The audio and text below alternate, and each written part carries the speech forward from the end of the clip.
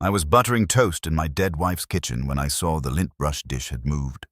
Not fallen, not tipped, not set down wrong enough for anybody else to notice. It still sat on the narrow painted shelf beside the bedroom closet, trim white china with a blue rim June had found at a church rummage sale because, as she liked to say, a thing did not need to be expensive to know its job. It had simply shifted left, less than an inch. That was all. But June had been dead 23 days, and in 38 years of marriage, she had never once left that dish anywhere except exactly where the molding broke at the corner. I stood there with the butter knife in my hand while the toaster clicked behind me and the smell of darkening bread rose into the quiet. March light came through the window over the sink and stretched across the old maple counter she used to call honest, because it showed every nick it had earned and never pretended otherwise. June said that about people too. Honest wood, honest weather, honest meanness, honest fatigue. She believed some things got better the minute you stopped trying to smooth them over. The toast had gone too brown at the edges by the time I crossed the kitchen. I turned the dial off, set the knife down, and stood in the doorway looking at the dish. Inside it lay June's pearl-handled lint brush, bristles down the way she always kept it so dust would not settle between them.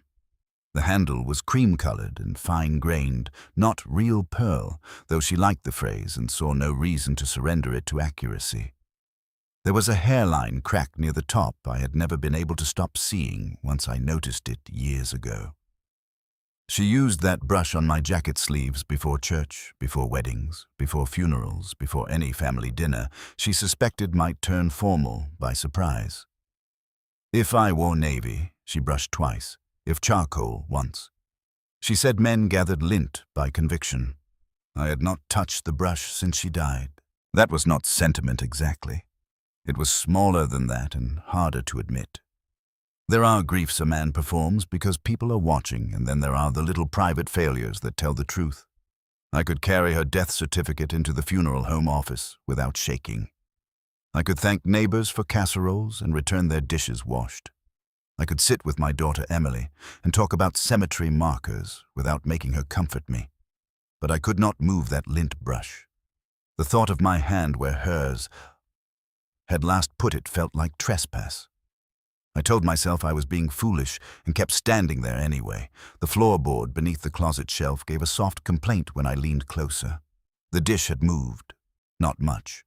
The shelf paint still held the faint clean outline where it had sat for years, and now the dish rested half outside it. June never did that. Not with the brush. Not with closet things. I could have brushed it with my sleeve in the dark. Houses shift. Widowers forget. Men living alone start promoting ordinary objects into relics and then act surprised when the relics begin running the room. That should have been enough. It nearly was.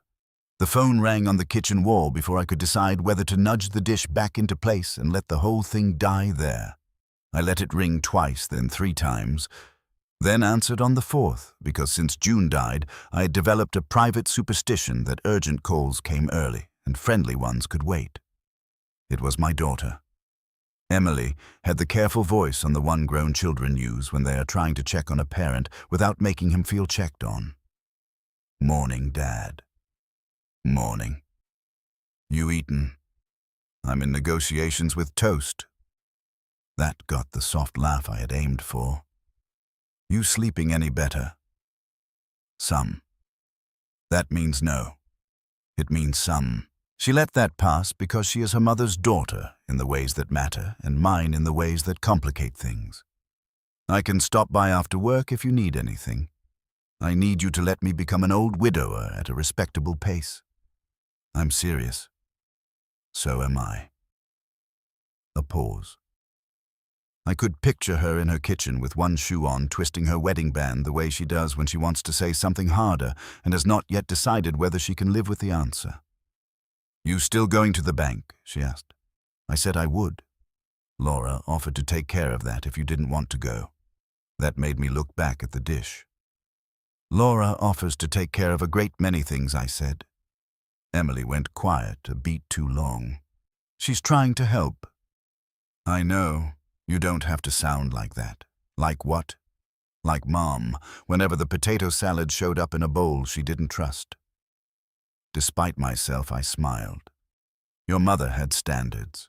She had opinions, Emily said, and this time the laugh on both ends was real enough to hurt. After I hung up, I stood another moment in the hall. The house had that late morning stillness I had not yet made peace with. When June was alive, the place never felt silent, even when it was. She had a way of moving through rooms that changed their posture. A kettle beginning to think about boiling, a drawer opened with purpose, the dry whisper of a coat bag being shifted in the closet. Her voice from one room over asking where she had put the coupons she herself had put somewhere no sane person would have looked. Since she died, the sounds of the house had stopped happening around a person and gone back to being woodpipe and heat. I ate the toast standing at the sink more out of habit than hunger. The butter had cooled enough not to melt right. It sat in pale streaks on the bread and tasted like I was doing something simply because morning required a man to do something. Then I rinsed the plate put on the navy sport coat. June always said made me look like I could be trusted with paperwork, and took my folder from the hall table. The folder held what I believed were straightforward errands. Death certificate copies, the account summary I had found in the roll-top desk. A list in my own careful hand of things that still needed changing. June had always run the household files with a kind of competence too steady to be dramatic. I knew where the money was. I knew which accounts were joint. I knew where the old mortgage papers lived, though the mortgage had been gone for years. I was not one of those husbands people speak about gently after a funeral, the ones who do not know how many checking accounts they have, or where the water bill gets paid. I had taught civics for 34 years. Forms did not frighten me. What frightened me, though I would not have used the word, was the prospect of saying my wife was dead aloud to strangers in a string of fluorescent rooms. I took my keys from the pewter bowl, hesitated, and looked back once more toward the closet shelf. The dish had moved. I left it where it was and went to the bank. The branch sat on Main across from the hardware store and 2 doors down from the pharmacy. June and I had opened our first joint checking account there when Nixon was in office, and hair on a man's ears was still considered an avoidable tragedy. The bank had been renovated twice since then, but the room kept the same faint smell of paper carpet glue and other people's caution. The old brass rails were gone. The little wooden writing desks with chained pens were gone. But the place still believed in waiting your turn. A young man in a tie too narrow for trust pointed me toward a service desk instead of the teller line, after I explained I needed to update account records. The woman at the desk was not young, which I appreciated.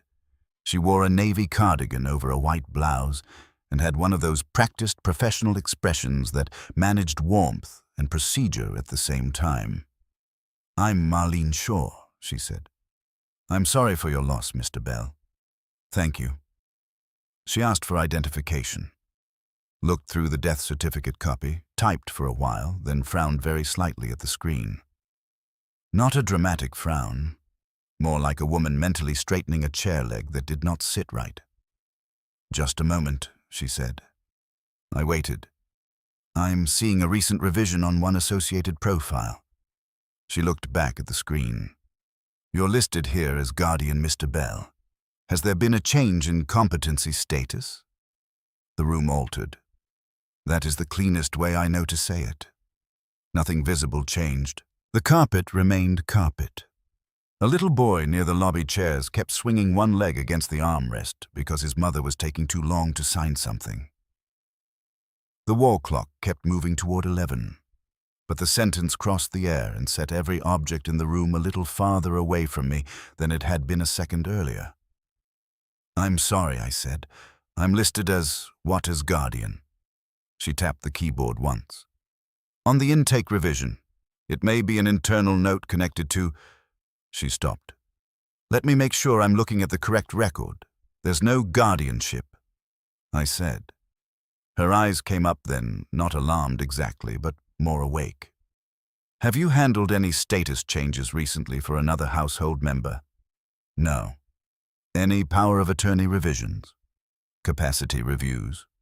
Authorized representative requests?" "None."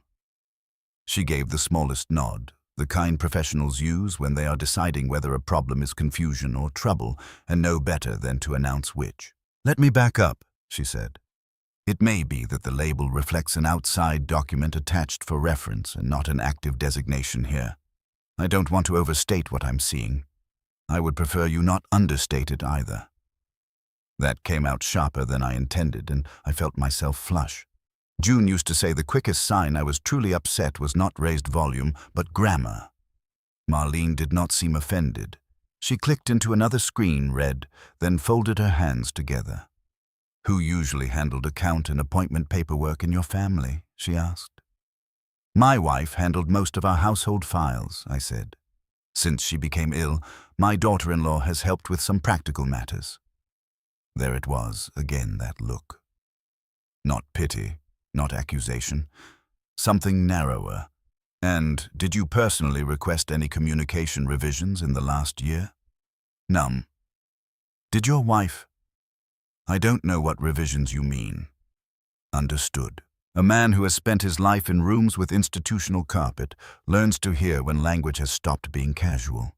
I had the sudden humiliating sense that I was standing in public slightly behind events that should have belonged to me. Marlene printed a page but did not slide it across.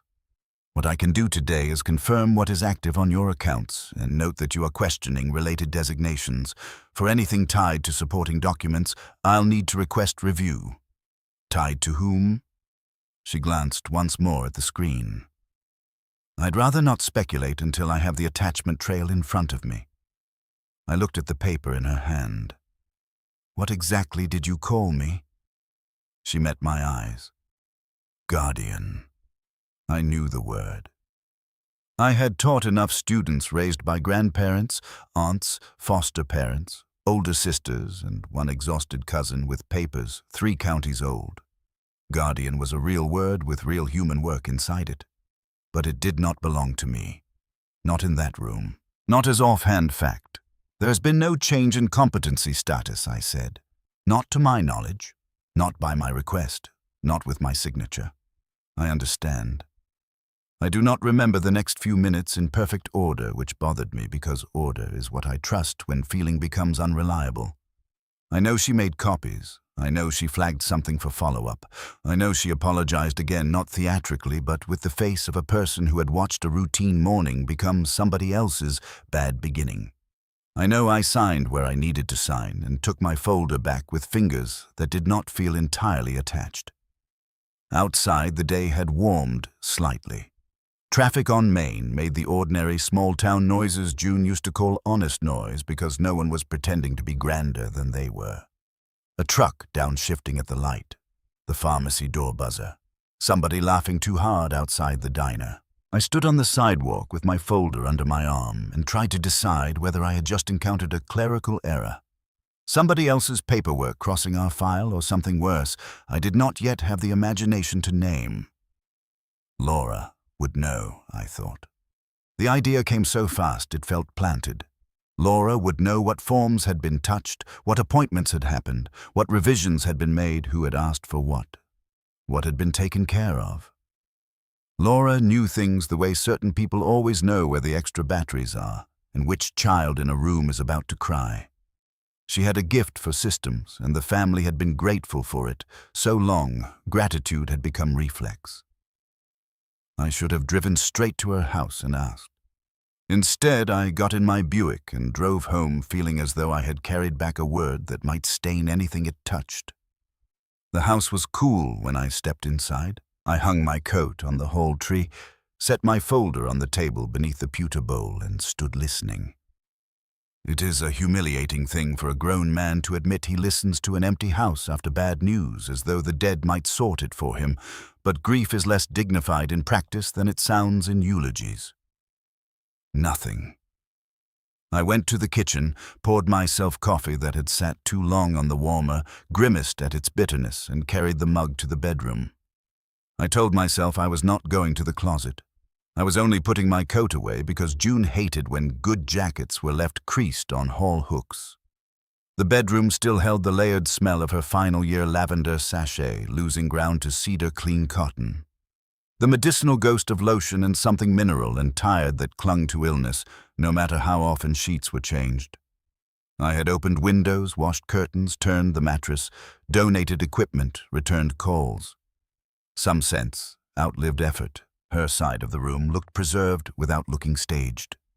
I had not become one of those men who keep slippers pointed forever at a bedside as if waiting for resurrection to respect a schedule. But the room still bent around her shape. The small upholstered chair in the dressing corner angled toward the closet. The hand mirror lay in its tray, a pale yellow silk scarf with one frayed edge still hung from a hanger because I had moved it once and felt rebuked by the emptiness it left behind. I opened the closet door. June's side remained ordered by seasoned fabric and what she called temper. Heavy wool to the left, blouses and skirts centered, better dresses under zippered garment bags to keep dust off the shoulders. Even dying, she had made room for order. She did not romanticize disorder into authenticity the way some people do when they want virtue without labor. If a thing could be folded properly, she folded it. If labeled, labeled. If mended, mended. The oddness was not that she had kept the closet exact. The oddness was that I had come to think exactness meant safety. I hung my jacket on my side and looked at the little shelf. The dish had definitely moved. A man can spend an hour talking himself out of the truth of an inch. I did not. Not then. Maybe because of the bank. Maybe because Marlene had said guardian in that mild office voice and made something bureaucratic feel intimate in a way I could not stand. Maybe because grief had thinned my appetite for coincidence. I set the coffee down on the dresser and lifted the dish carefully. The shelf beneath it was clean except for a pale crescent where the dish had sat for years. It now rested half outside that outline.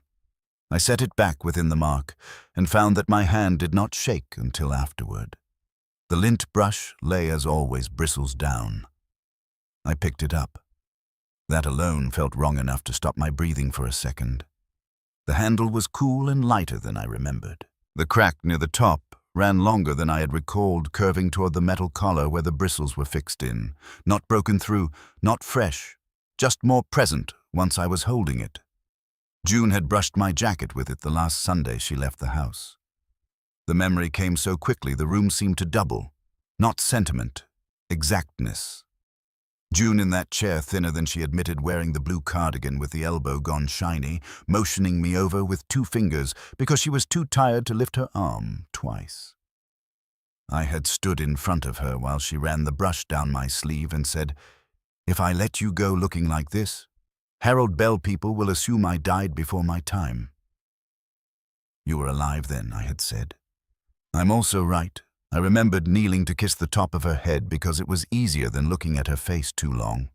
I remembered the smell of her hair, which had become finer and cleaner and somehow sadder in illness.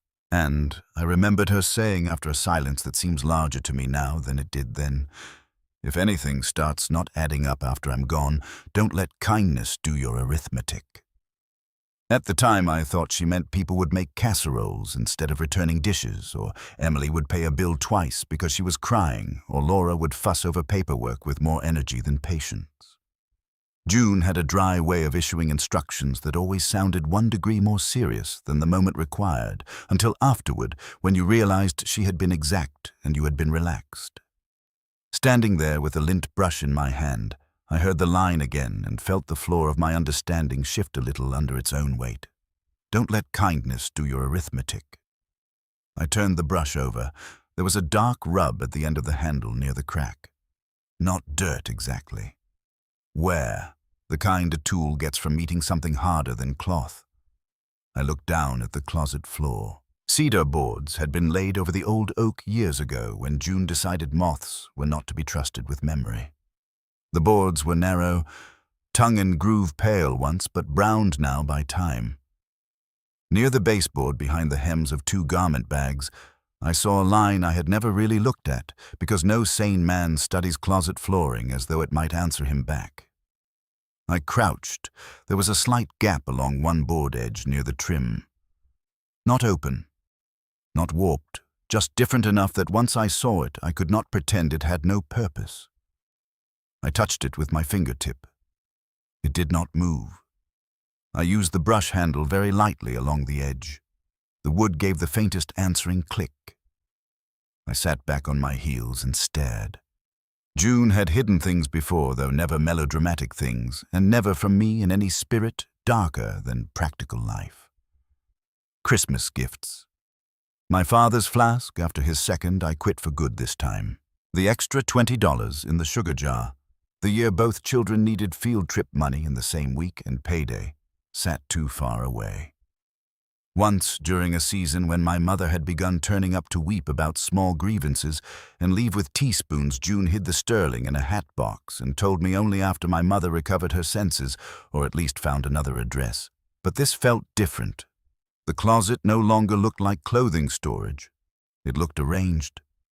I stood and stepped back, forcing myself not to start prying at things like a fool in a television show. If there was a loose board, I was not the man to go after it with a butter knife and righteous confusion. I am reasonably handy in the way men of a certain age once had to be before home repair became a religion. I can replace a faucet, sharpen a mower blade, and patch drywall badly enough that primer becomes optimism. Floors are not my talent. Old wood punishes enthusiasm. I put the brush back in the dish and left the room. By lunch, I had talked myself down to 3 explanations, none satisfying. 1, I had moved the dish myself and forgotten. 2, June had used the brush handle for some harmless domestic reason involving a loose board or one of her private systems. 3, there was something beneath that section of closet flooring she had wanted accessible and hidden. The 3rd explanation pulled at the first 2 until they both felt dishonest. I called the hardware store and asked whether they knew a locksmith or finished carpenter willing to look at an old closet latch and floor transition. The man who answered gave me the name of a locksmith who sometimes handled older interior work and knew not to chew up trim. I phoned him and made the request sound smaller than it was. An old bedroom closet, sticky key, floorboard I did not want to damage. Could he stop by late afternoon? He said he could. The hours until then dragged in the peculiar way anxious hours do, too slow to use well and too quick to endure. I tried reading and got no farther than the same paragraph 3 times. I sorted the mail and found myself staring at envelope flaps for traces of June's pencil. I made a sandwich and did not eat it. Emily texted to ask whether the bank had gone all right, and I answered, "Need to tell you something later," which prompted an immediate call I did not answer because I did not yet have words fit for another person. At 3:30, Laura called. "Hi, Harold," she said, bright and practical. She had started calling me Harold after June got sick, as if first names were the language of efficiency. Emily said the bank was a little confusing this morning. She said that, did she? She was worried you got bounced around. I managed. I'm sure you did. I just wondered if there was anything you wanted me to take a look at. Sometimes those places flag old notes and make them sound dramatic. There was nothing in her tone to fault. No villain silk, no false pity, just a competent woman making the sort of offer competent women make every day in families where age and illness have begun moving duties downhill. "I may ask you about it later," I said. "Of course." A pause. "You sound tired." "I am tired." "Well, you don't have to do everything in 1 week." No, I thought. But perhaps someone had been doing too much for much longer than 1 week. "We'll talk later," I said. After I hung up, I stood at the hall table staring at my reflection in the little mirror above it. Not vanity. Orientation. There are moments when a man needs to confirm he is still visibly the same person to other people as he was 10 minutes ago, even when something inside him has started to shift. At 4:15, a truck pulled into the drive. The man who got out looked to be in his late 50s, square-shouldered, wearing a worn tan jacket, and the cautious gait of somebody who had spent years not trusting other people's thresholds. His name was Pete Lang. He carried a small tool case, wiped his shoes on the mat without being asked, and gave the front hall the quick, respectful glance tradesmen give houses they understand are still somebody else's history. "Afternoon," he said. Come on in. You said old closet hardware and maybe a floor issue. That's right. I led him down the hall. My pulse had done something ridiculous by then. Not fast exactly, but insistent, like a hand tapping a pencil on wood. I was embarrassed by how badly I wanted him to tell me there was nothing there. He studied the closet key, first tried the lock, and said the mechanism was stiff but sound. Not your main problem, he said. No. Then he crouched where I pointed and ran his thumb along the board seam. He lifted the garment bags aside with more care than most relatives had shown around the place since the funeral, which I noticed and resented on everyone else's behalf. This gets used, he asked. What do you mean? He pointed to the faint wear at the edge. This lip's been worked. Not often, but not once either. I was afraid you might say that. He looked up at me. Want me to open it? I could hear June in my head saying, if you ask a man to open a thing, Harold, don't act surprised when he does. Yes, I said. Pete took a thin, flat tool from the case, then paused. If it's original concealment, I can lift it clean. If somebody modified it later, might be trickier. It's her closet, I said, and then because that did not explain what I meant, my wife's. She passed a few weeks ago. His face changed in the small, competent way decent strangers' faces do when grief enters the room. I'm sorry. So am I. He slid the tool into the edge where the brush handle had clicked. Light pressure. A careful test, then another. The board rose no more than a quarter inch. There is no dramatic sound when a hidden thing begins to open, not in real houses. Just wood giving up pretense. Pete shifted his grip, eased the cedar panel up, and with it came another thin board, fitted beneath older and darker, and cut clean, long ago for a purpose nobody had discussed with me in my own marriage. Beneath it was a shallow compartment. I had expected, if I am honest, something singular. A packet tied with ribbon, a lockbox, a deed, one object dramatic enough to justify every tremor the day had gathered. Instead, I saw layers. Manila envelopes, folded copies, slim stacks bound with old pharmacy rubber bands gone brittle. A white business envelope with June's handwriting on it, another beneath it, and another, not one thing hidden, many things, preserved in order, tucked flat and close as though the space had been built not for treasure or shame, but for sequence. Pete let out the low breath of a man who had discovered he was standing in the middle of something he had only been hired to open. You want me to keep going? He asked quietly. I was looking at June's handwriting. She had dated the top envelope in pencil at the flap edge. Not a memory box, not keepsakes, not letters. Dates. I felt the room go strange around me. Mr. Bell. Yes, I said, though it came out rough. Yes. Lift it. He raised the panel the rest of the way. There were more beneath the first layer. Copies of cards, folded slips, a packet clipped together so tightly the paper had bowed. The compartment ran farther under the floor than I had guessed from the seam. June had not hidden one thing. She had built a record, and in that moment, kneeling in the cedar smell of my dead wife's closet, while a locksmith I had met 20 minutes earlier held the floor open for me, I understood the first truly cold fact of the day. Whatever June had been afraid would disappear, she had not trusted the house above the floorboards to keep it safe. The phone in my pocket buzzed. Emily. I almost ignored it, then answered, because silence would only make her drive over before I knew what I wanted to show, and what I wanted to keep to myself a little longer. Dad, I'm here. What happened? There's something in the closet floor.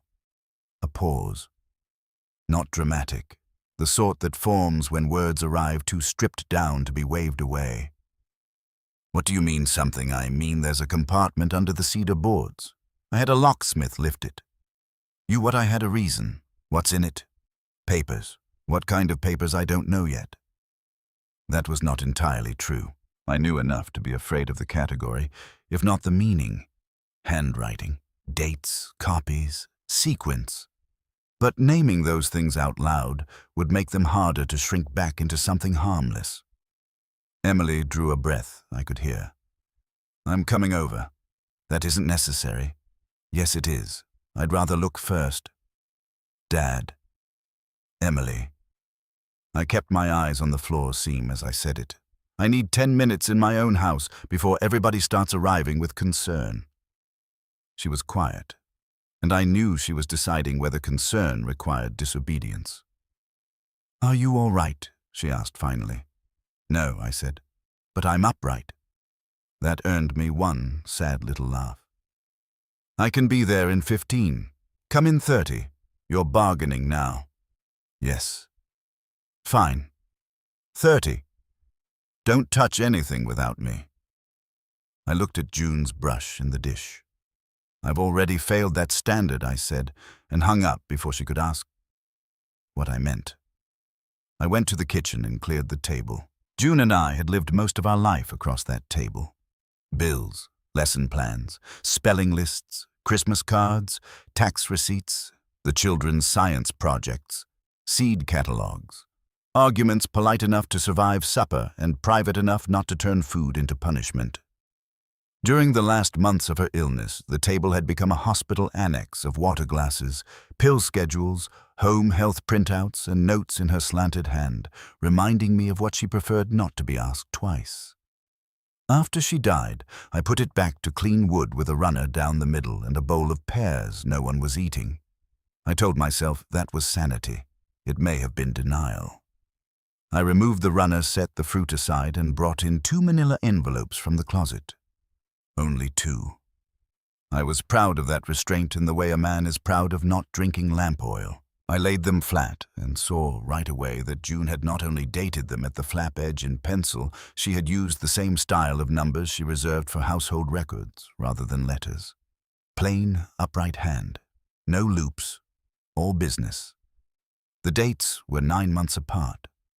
The earlier envelope had a grease mark at one corner, as though she had handled it with lotion still on her fingers. The second was cleaner, pressed flatter. I opened the first. Inside were photocopies of an insurance card, a pharmacy printout, and a folded sheet that looked like an intake summary from some office I did not recognize at first. The name at the top was not mine, nor June's.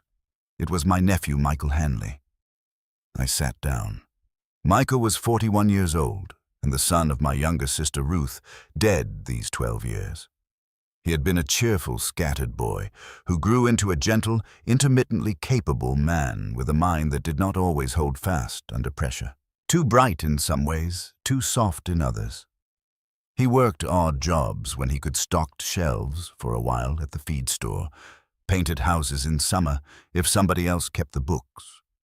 After Ruth died, June made sure he still came for Thanksgiving and Christmas, and later, more often than that.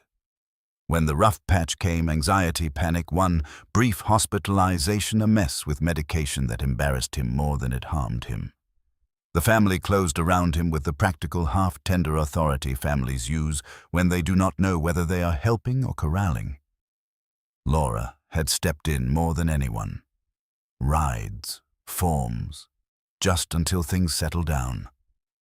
Everybody praised her. I had too.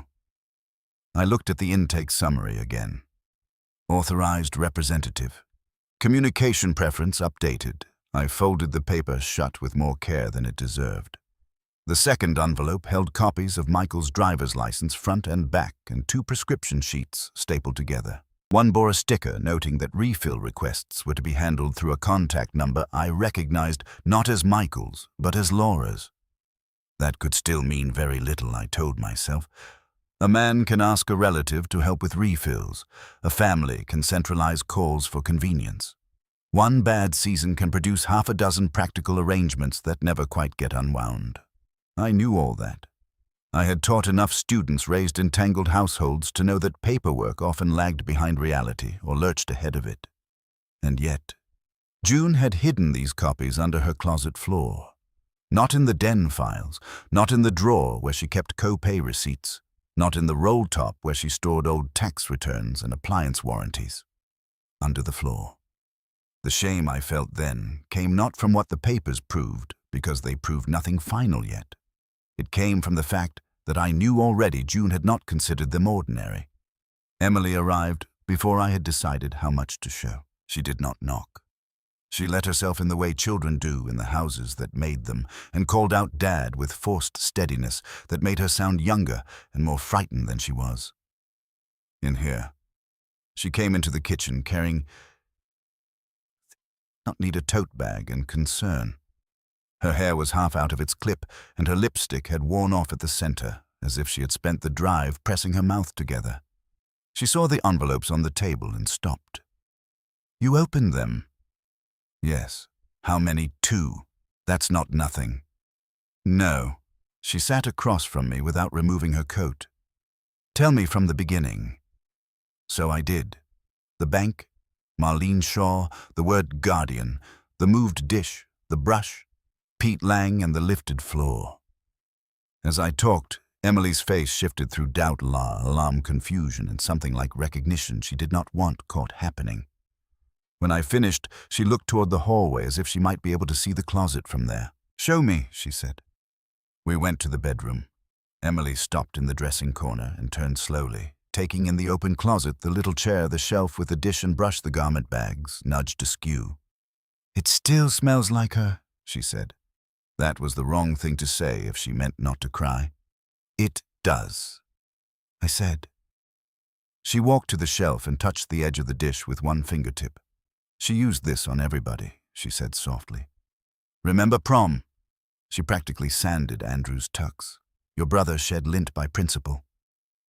A breath of shared memory moved through the room, then went cold as Emily bent to look at the floor seam. "You can see it now," she whispered. "Only because I know." She glanced up. "Dad." Something in her tone made me straighten. What Mom started getting strange about this closet last year. Strange how she stood and folded her arms, then unfolded them. Not strange, just exact. More than usual. June was exact by nature. I know that. I mean more than that. Emily looked at the garment bags, and then away from them as if memory itself had become embarrassing. One afternoon I came by to bring soup, and she asked me to put back the gray coat bag because I'd moved it 6 inches to hang my own jacket while I helped her change the bed. She wasn't rude, but she was upset in a way that didn't fit the thing. "What did she say?" Emily frowned, searching. She said, "That one stays where it belongs. Not because of moths, not because of wrinkles. She just said it like..." She stopped. "Like what?" Like she couldn't explain without saying too much. The sentence landed hard enough that I had to look away. "When was this?" "Fall, maybe." "I don't know. Before Thanksgiving." She rubbed her hands together. I thought it was because she was tired and wanted control over one small area. That may still be true. She gave me a look I deserved for the thinness of that. "I'm trying not to decide too soon," I said. "That's not the same thing as pretending you didn't hear me." No, it wasn't. We went back to the kitchen. I showed her the 2 envelopes. Emily read faster than June ever had, and more emotionally than I did. Halfway through the intake summary, she frowned. "Why is Laura listed here for communication updates?" Because she was helping, apparently. Emily did not answer. What I said? She handled a lot for Michael. "Yes, I know." She set the page down too carefully. "I just don't remember anybody saying it had gone this formal." That chilled me more than if she had made a stronger claim. Strong claims can be argued with. Unease offered reluctantly goes past defense. Did Michael know, I asked? Know what that Laura was doing this? Probably some of it, maybe all of it. He lets people take over when he's overwhelmed. A pause. Mom used to get mad about that. Mad at him. No. Mad at the shape of it. What shape? Emily stared at the table grain. Mom said once there's a difference between helping a person steady themselves and teaching everybody else to stop waiting for them to answer. For a moment, I could not speak. Then I remembered the occasion or enough of it to be wounded by the memory. Michael had been in the kitchen after Easter dinner 2 years earlier, flushed and distracted and fumbling to explain some appointment he had missed. Laura came in behind him with a calm little laugh and said, "It's all right, I handled it." June stood at the sink rinsing plates and went very still. Later, when I said Laura was a blessing to that boy, June replied, "Blessings ought to leave people more visible than they found them." At the time, I thought she was being severe because illness had narrowed her patience. I said something foolish about not everybody thriving under responsibility, and she gave me the look wives reserve for husbands who have disappointed them on a subject too small to justify a fight and too large not to matter. Standing at the table with Emily and the copied documents between us, I felt that old conversation reopen inside me with a new and humiliating clarity. "Dad," I realized Emily was watching my face. I remember something I said. "What?" Something I should have understood then. She did not ask whether it was about June. She knew. The back door opened before either of us heard the car. Laura stepped into the kitchen carrying a foil-covered casserole dish because apparently fate had decided subtlety was no longer needed. She saw Emily first, then me, then the papers on the table. Her expression altered only by a degree. A person with less practice would have frozen or blurted or turned theatrical. Laura took in the arrangement and recalculated. "I thought I'd bring something for dinner," she said. "Emily, I didn't know you were here." "I am. Clearly." She set the dish on the counter and glanced at me. Everything all right. I should have lied. I should have covered the papers with a magazine and said yes and bought myself another hour of ignorance. Instead, I heard my own voice say very evenly, "What does it mean when a bank has me listed as guardian?" Laura did not flinch. That was the first wrong thing. An innocent, startled cleanly would have asked guardian of whom or where on earth they got that. Laura only blinked once and said, "Guardian." That was the word used. "Well," she said, moving closer to the table at last, "sometimes institutions use umbrella terminology that doesn't correspond cleanly to legal reality. There are sentences that sound sensible until you realize they arrived ready-made." "Do they?" I said. "Yes. Especially when family support has been involved over time." She looked at the intake summary and the copies, and in that instant I saw she knew exactly what papers sat there before she had touched them. "Is this about Michael?" Emily said nothing. I said, "Why would it be?" "Because I helped him through a lot of paperwork after his episode. You know that. I know you helped, and I still do when needed." She reached toward the paper, then withdrew her hand when she saw I was watching. "Harold, he was in no shape for certain things at one point. Somebody had to stabilize the process."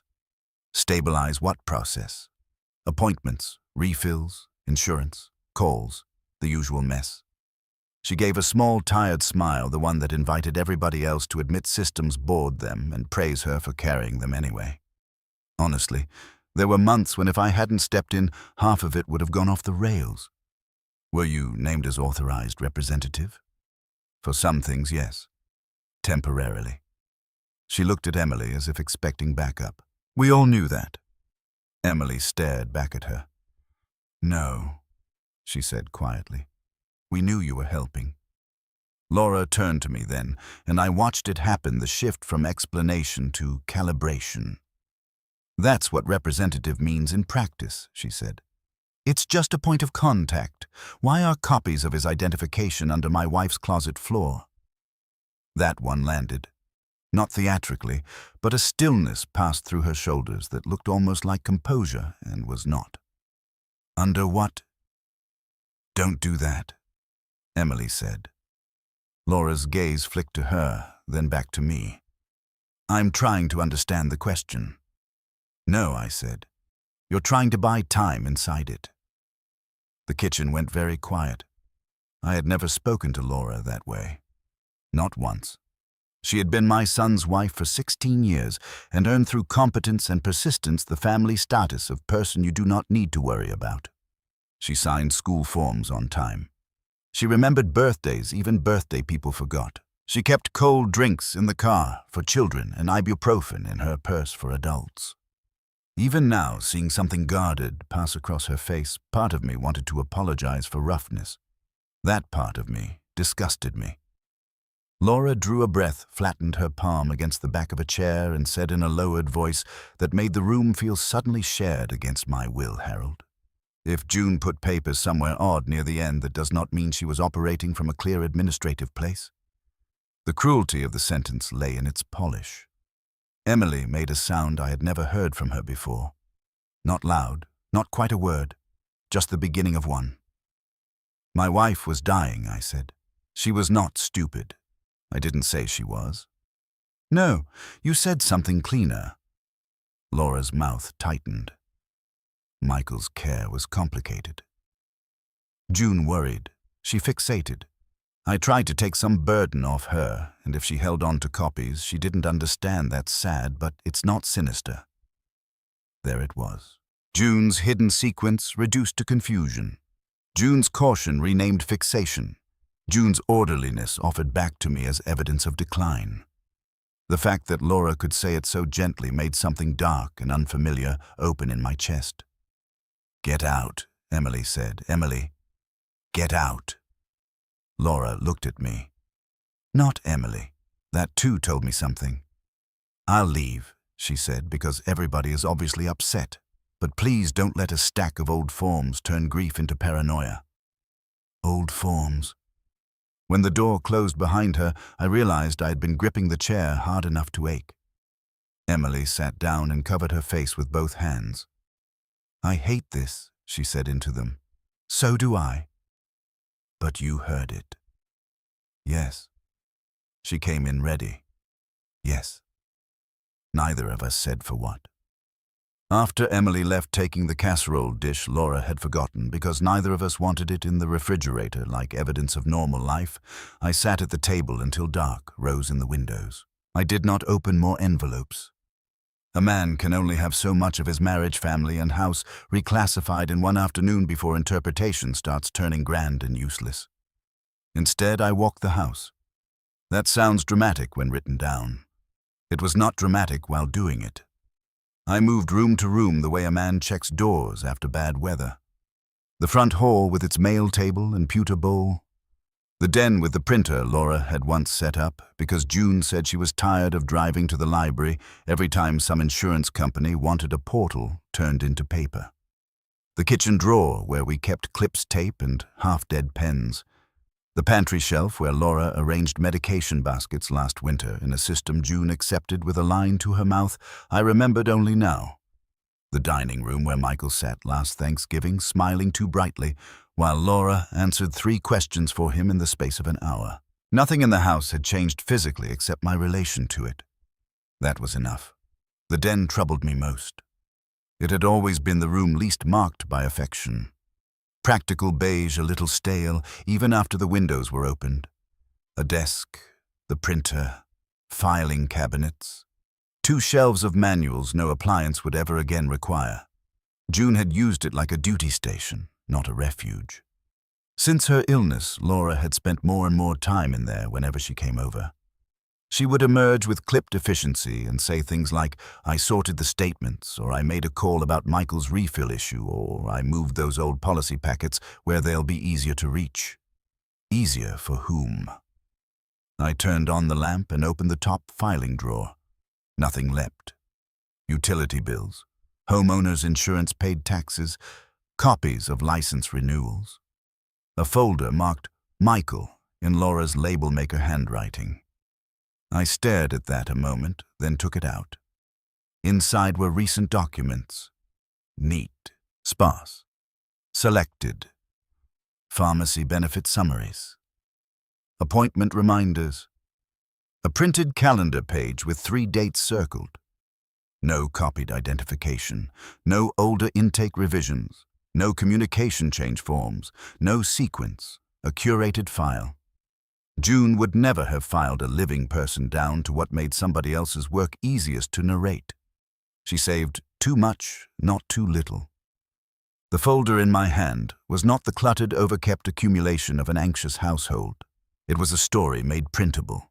I put it back exactly where I had found it because some buried schoolteacher superstition in me still believed evidence began with not disturbing context more than necessary. The next morning, I called Daniel Ruiz. He had been a student of mine 35 years ago, all elbows and argument then, now a lawyer with a small elder law practice in the next town over, and the same disconcerting habit of waiting one full beat before speaking as if first answers were almost never honest enough. We had stayed in loose touch, the way people do in smaller communities when time and profession braid them into each other's edges. June liked him, said he had the manners of a man who had been poor without turning theatrical about it. When he answered, I gave him only enough to make refusal difficult. Daniel, it's Harold Bell. Mr. Bell, I need an hour of your time, and I'd rather not explain why over the phone. A pause. Is this family or estate? Yes. He let that sit. Can you come by at 10? I can. I brought 4 envelopes, no more, and the copied folder page from the den I had reproduced before sunup. I felt disloyal doing it in my own house. That feeling did not improve my opinion of myself. Daniel's office occupied the second floor over a dry cleaner, which meant the hallway always smelled faintly of starch and solvent before you reached the waiting room and its legal calm. He came out himself to get me thinner than I remembered silver at the temple sleeves rolled with lawyerly purpose rather than handyman fatigue. We shook hands, and he did not say I looked tired. Good man. In his office, he closed the door, gestured to a chair, and said, "Start at the part you'd be embarrassed to say to anybody who didn't know you." So I did. The bank, Guardian, the closet, the compartment. Laura, Michael's documents, the den file. June's line about not letting kindness do my arithmetic. Daniel listened with both hands flat on the desk. When I finished, he did not rush to reassure me. He reached for the nearest envelope instead. May I? Yes. He read more slowly than Emily had, and with less visible reaction, though I learned long ago in classrooms that some of the most alarmed people looked merely concentrated. He laid the papers out in one row, then another beneath it. He opened the second envelope, then the third. He looked at the copied den folder page last. Do you know if Michael signed anything formal in the last year, he asked. I don't know what qualifies as formal. Capacity reviews, authorizations, representative designations, release forms. I know he signed things. I don't know which things mattered. Did your wife ever tell you she was worried somebody was speaking for him too broadly? Not that plainly. That isn't what I asked. No, it wasn't. She said I told him that there is a difference between helping a person steady themselves and teaching everybody else to stop waiting for them to answer. Daniel looked at me then, for the first time since opening the papers. And when did she say that? 2 years ago. Maybe a little less. He leaned back and tapped one page lightly. Mr. Bell, by themselves, these documents do not prove legal wrongdoing. I felt something in me sag and harden at once. However, he said before I could answer, they do not read to me like random confusion either. What do they read like? He took a mechanical pencil from behind one ear and marked 2 dates in the margins. They read like somebody created a practical route around direct communication and then let that route become normal. For Michael. Yes. He looked at another page. And maybe for institutions dealing with Michael, which is often where this gets sticky, people get used to the most prepared person in the room. That sentence brought Laura into my mind so vividly I had to look down. Daniel continued. What concerns me is not one designation. It's repetition combined with preservation. Your wife kept sequence. That matters. Why? Because people who are merely confused do not usually archive pattern this cleanly. My throat tightened. He studied the documents again. I want to be careful here. I'm not telling you your daughter-in-law committed fraud. I am telling you, I see signs of administrative overreach and possible coercive guardianship behavior. At minimum, I see a structure that could allow a vulnerable adult's voice to be replaced by convenience. I heard the words, but did not fully receive them until he said the next one. This isn't one bad form, Daniel said quietly. It's a system. And with that, the last thin version of the world I'd been trying to preserve inside myself gave way. Daniel let the sentence sit between us as if it deserved room. I looked down at the papers on his desk and saw suddenly not documents, but a series of little permissions I had never examined because the person moving them from room to room had always looked so competent doing it.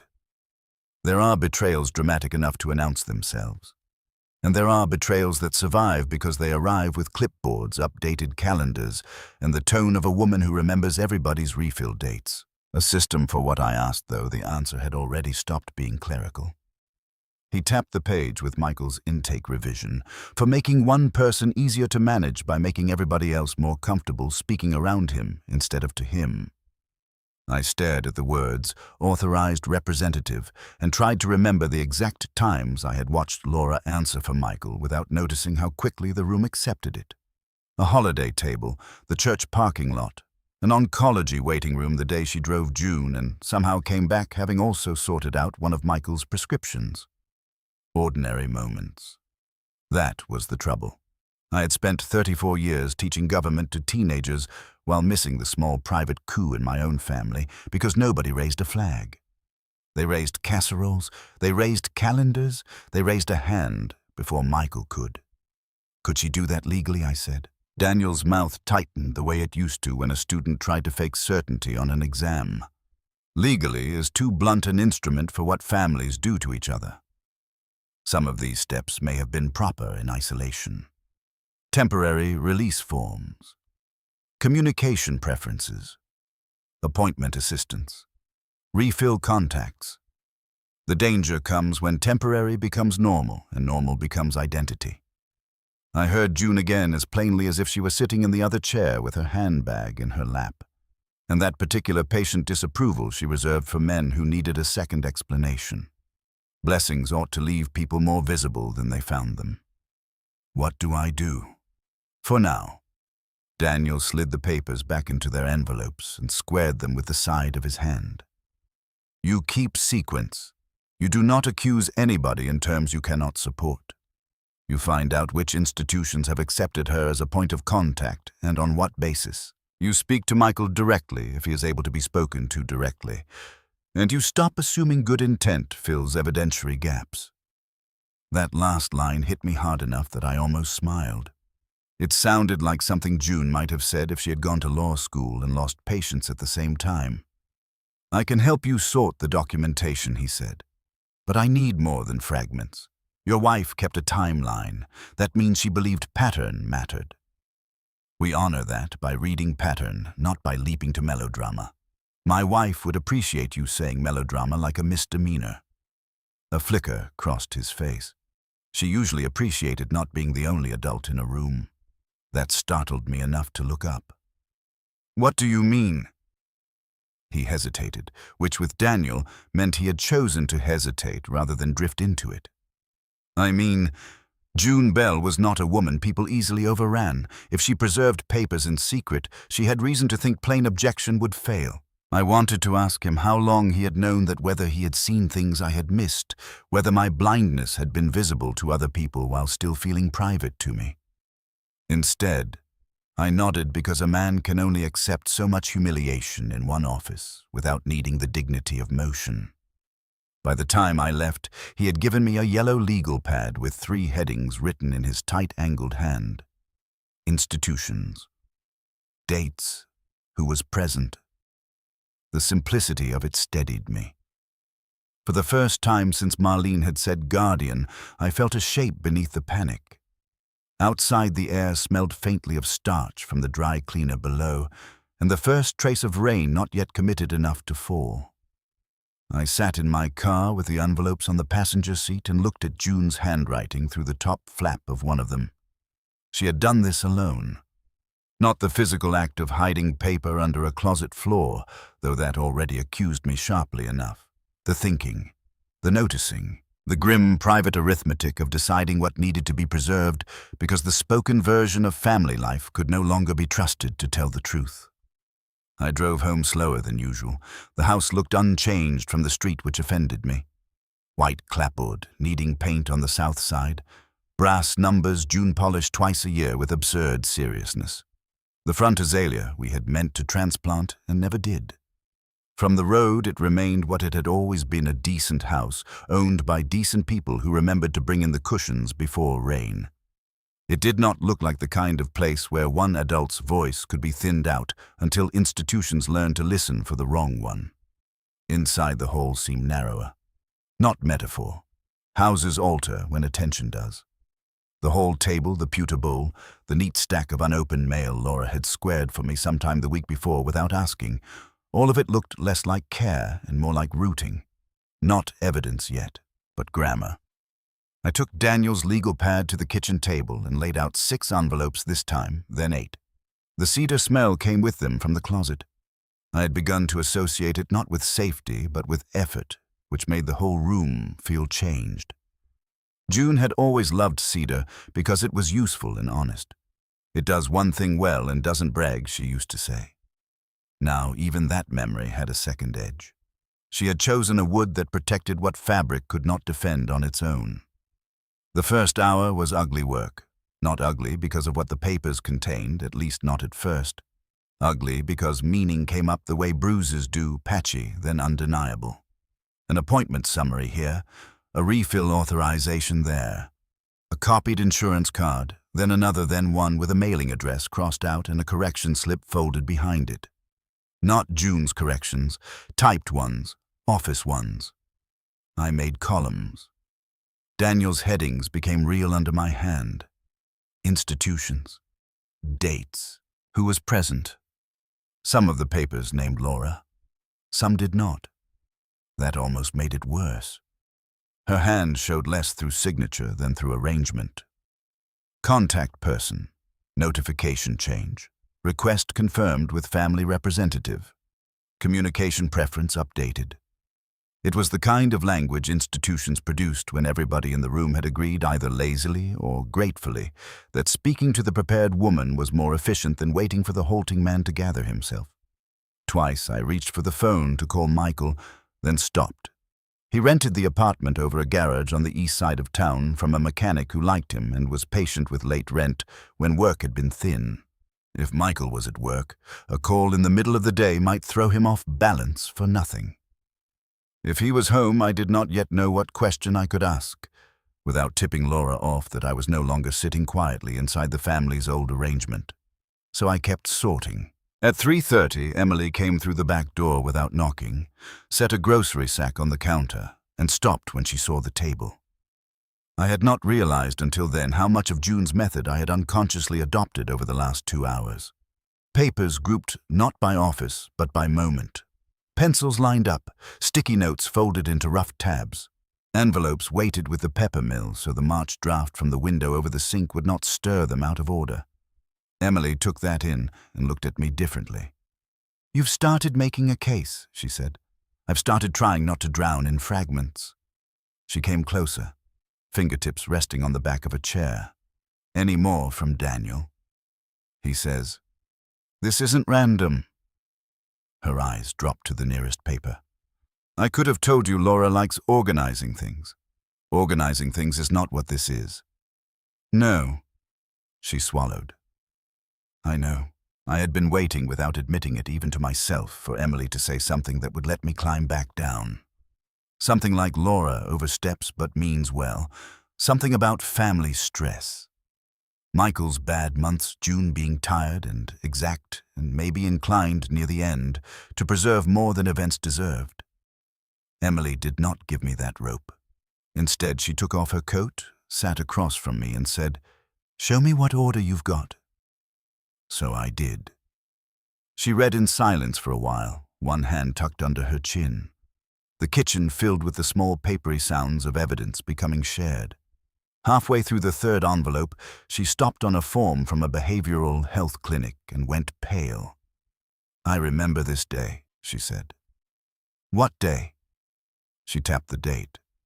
Mom called me after this appointment. She was upset. About Michael. About Laura. I felt my chest tighten. Why? She said Laura answered every question before Michael did. Not because he couldn't, because she got there first. Emily still had her eyes on the form. Mom said the nurse kept looking at Laura instead of him by the end. I could see the room as if I had been there, fluorescent light, a fake ficus in the corner, Michael trying to pull a thought together at his own speed, while Laura, smooth and practical, slid ahead of him for everybody's convenience. The offense in it was so ordinary, I nearly missed its scale. "What did you say to your mother?" I asked. Emily's face changed in a way I did not like. Shame, but old shame, a practiced one. I said Laura was probably just trying to help. There it was, the family creed. My daughter looked up at me with wet, furious eyes. I said that more than once. So did I. "That doesn't make it better." "No," I said. "It doesn't." We sat with that a moment. A man can survive many kinds of grief.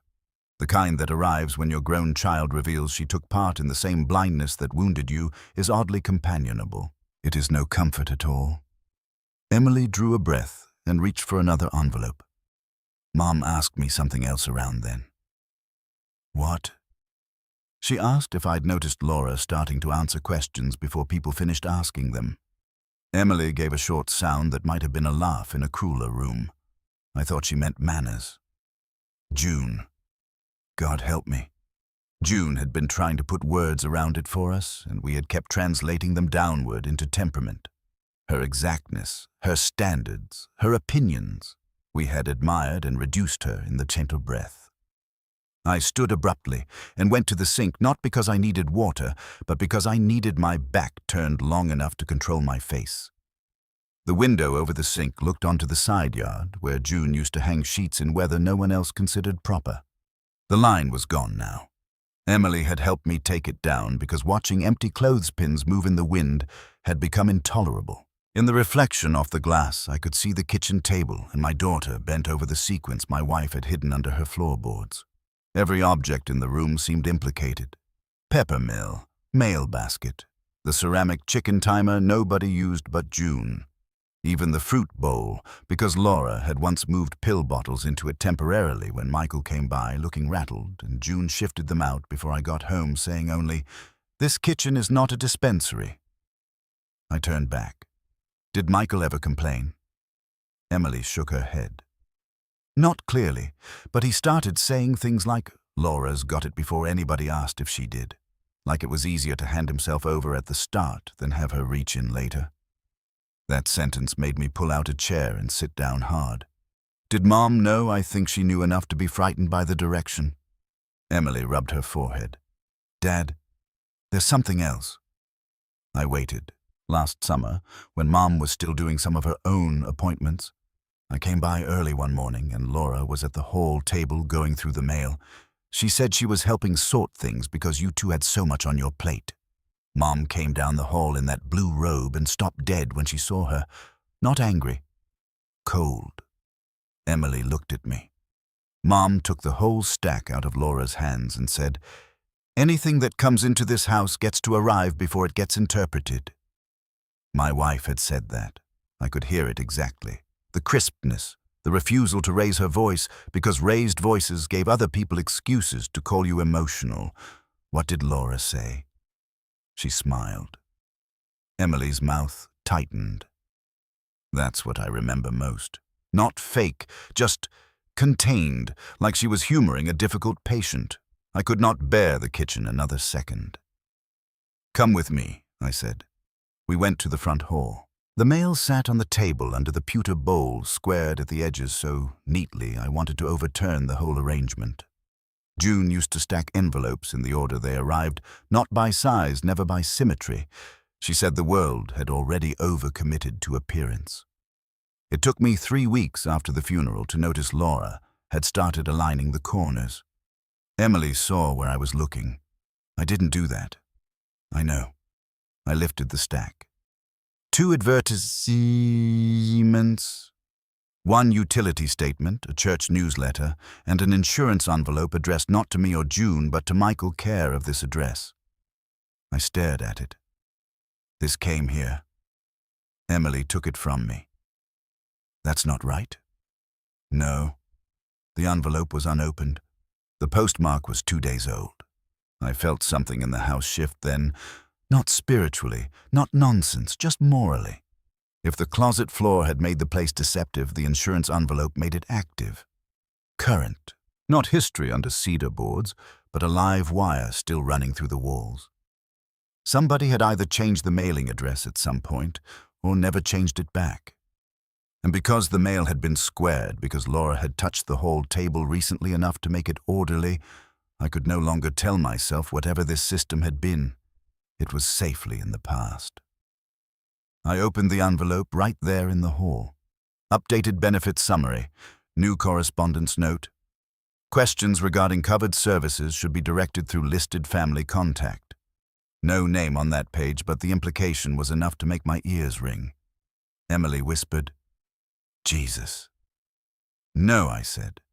"Nothing that useful." We went back to the kitchen, and I wrote the envelope down on Daniel's pad under current indications. That was when the house became hostile. Not theatrically. No footsteps overhead. No doors moving on their own. No cheap horror. Hostility in a real house is more humiliating than that. It is discovering that ordinary roots have been serving an ordinary lie. The hall table was no longer a place where mail arrived.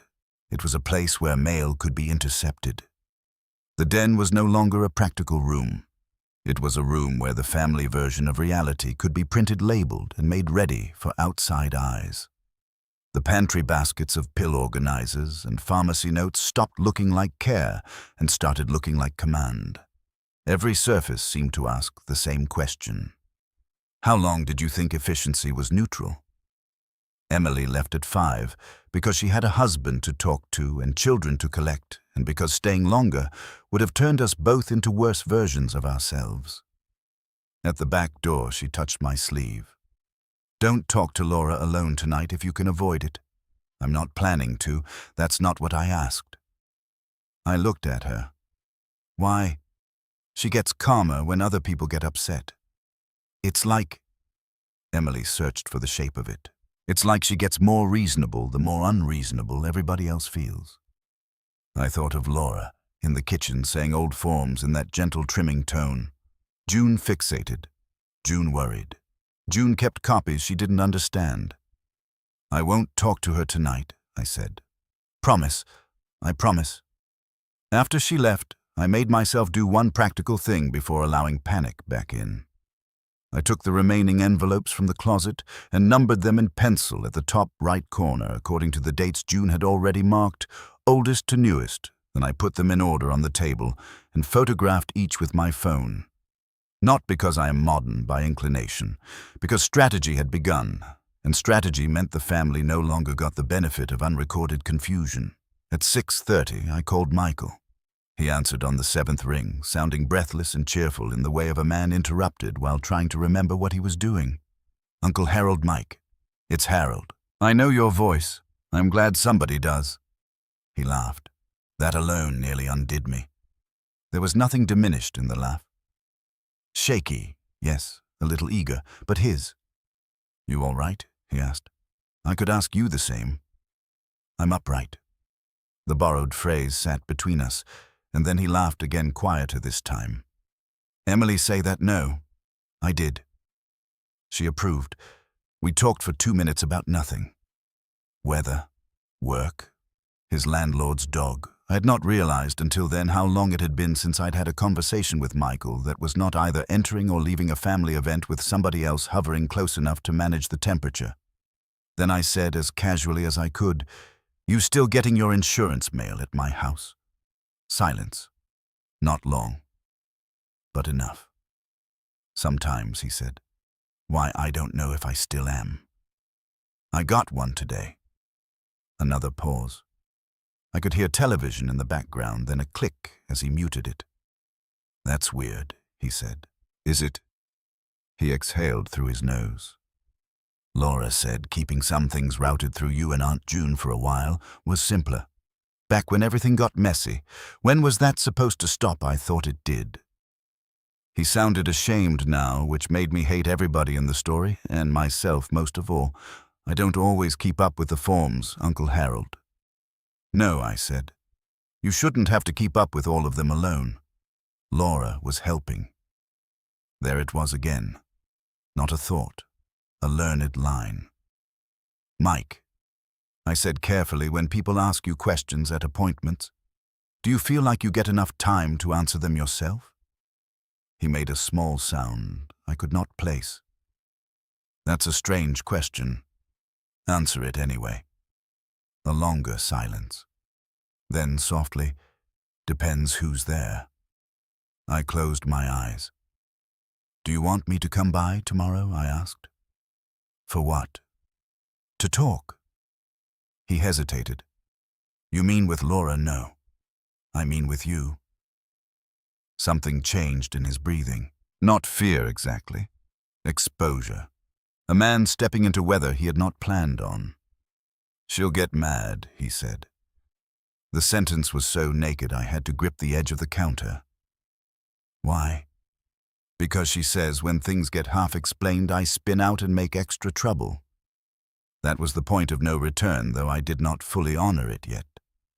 In that moment, I still told myself there might be a softer reading, that Laura believed sincerely that Michael got overwhelmed by process and that shielding him from half-understood details was compassion. Families do worse things under the banner of love every day, and the law does not always improve the wording. But I knew all the same that some threshold had been crossed. Michael was not saying she gets frustrated or she worries or she overhelps. He said she'll get mad. I'm coming by tomorrow anyway, I said. All right. Morning. All right. After we hung up, I stood in the kitchen listening to the refrigerator motor kick in and the faint ticking of the wall clock June had inherited from an aunt nobody liked. The house no longer felt empty. It felt populated by arrangements. At 7:20, the back door opened. I had locked it. I know I had locked it because after Emily left, I went through the house with the automatic care of a man newly awake to roots and no. Yet Laura came in with a key balancing a casserole dish in both hands, as if domestic theater required props. I know you told Emily you didn't want dinner, she said before she had fully crossed the threshold, but I made too much and... She stopped when she saw the table. I had left everything out on purpose. Not the most subtle strategic move, perhaps, but the first one that felt like mine. Envelopes in order. Legal pad. Current mail. Photographed copies stacked separately from originals. The den folder page set off to one side like a witness waiting its turn. June's lint brush in its dish at the edge of the table within reach. Not because it belonged there by any normal kitchen logic, but because I wanted irrationally and completely some sign of my wife's hand in the room while I did what should have been done earlier. Laura's eyes went to the brush, then to me. I said, "You used the back key without calling first." "I always have." "No," I said. "You have not always had a reason to assume you could." She set the dish down on the counter with exaggerated care. "Harold, I came because Emily is upset, and I don't want this getting any bigger before we all sit down like adults." That word adults would once have softened me. It now sounded like a room assignment handed down by the person holding the keys. "We can sit," I said. She sat across from me at the table as though this were a meeting she intended to keep on schedule. Her face looked composed, almost tender, if you did not know how to read the firmness around her mouth. "I'm glad you spoke to Daniel," she said. I stared at her. "How do you know I spoke to Daniel?" "Emily called Andrew." "Andrew called me. We're all trying to keep this from becoming a family panic. Andrew was my son. Not the worst of men, but a man who had spent enough years grateful for his wife's competence that he rarely asked what it cost the rest of us." "Are we?" I said. Laura folded her hands. "Harold, if you are frightened by the paperwork, I understand that. But Michael has had periods where structure was necessary, and June was ill enough during the same time that she sometimes saw coordination as intrusion. She saw something. Yes, Laura said softly. She saw a lot, but not always proportionally. There are moments when calm becomes a weapon so cleanly you can watch the cut happen. I felt anger rise and, to my surprise, not blur me. It clarified. "You will not speak about my wife's mind that way in this house again," I said. Laura held my gaze. "Then let me speak about burden, because that is what this really is. People are romanticizing independence who did not stay on the phone with pharmacies for an hour, or drive across town for missed appointments, or clean up after medication mistakes, or keep Michael from falling behind when he could not hold all the pieces. And in return, I said, you answered for him. Sometimes, somebody has to. Somebody, I said, or you." She inhaled slow and contained. "This is what I was afraid of. You're making it personal." I almost laughed. My wife hid copied records under her closet floor, or she saved duplicates because she didn't trust herself to remember what had already been done. No. The word came out so level it startled me. No more soft rearranging. Not tonight. Laura's eyes shifted briefly to the legal pad. She was calculating what I had and what I didn't. It was all in the stillness. I said I spoke to Michael. For the first time since she entered, something real crossed her face. Not guilt, assessment sharpened by risk. When? An hour ago. And he said you get mad when things are half explained. That is not what he meant. You don't know what he meant. You know what you prefer, I hear. Michael gets overwhelmed by process. Then process should be made clearer, not more dependent on you. She leaned back. You have no idea how much I've protected this family from. There it was, not ranting, not a speech, just one exhausted superior sentence carrying years of private entitlement inside it. The kind of sentence a person speaks when gratitude has curdled into ownership. I looked at June's brush in its dish. The crack along the handle had darkened near the break where wood met metal. She had used it to lift the floor because there had been no safer tool closer to hand. A lint brush. Marriage made practical. Domestic tenderness repurposed under pressure. I felt with a certainty that was almost grief's opposite that I was being watched by my own failures and given exactly one chance not to add to them. I put my hand over the legal pad. No more documents will move through this house without me seeing them first, I said. Laura's expression barely changed. That is not your decision alone. It is in this house. Harold. And tomorrow, I'm speaking to Michael in person. Without you. She smiled, then a small, woeful thing with no warmth in it at all.